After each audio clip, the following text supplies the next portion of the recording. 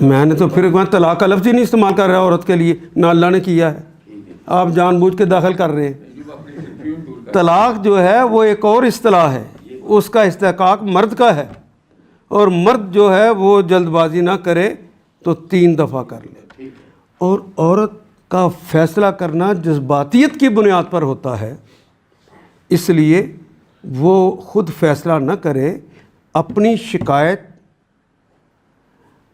وقت کے حکمران یا بربنائے عہدہ ڈی سی، یہ وہ عدالت مجسٹریٹ، ان سے کرے گی، وہ امیر المومنین سے شکایت ہو جائے گی، وہ بتا دے کہ اس کے ساتھ اسلام پہ رہنا میرے لیے مشکل ہو گیا ہے۔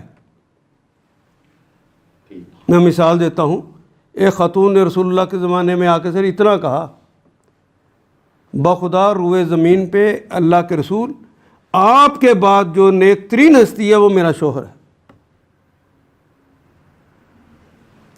لیکن وہ عورت بہت خوبصورت تھی، خزیمہ فیملی سے تھی، اس کی شکل مجھے پسند نہیں، مجھے ڈر ہے کسی دن میں گناہ نہ کر بیٹھوں۔ تو آپ نے فرمایا کہ کیا اس نے جو باغ دیا تھا تمہیں حق مہر میں واپس کر دو گی؟ ان کہ میں واپس کرتی۔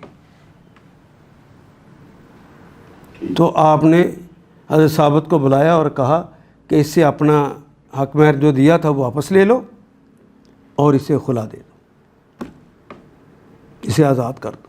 وہ اب آزاد ہے۔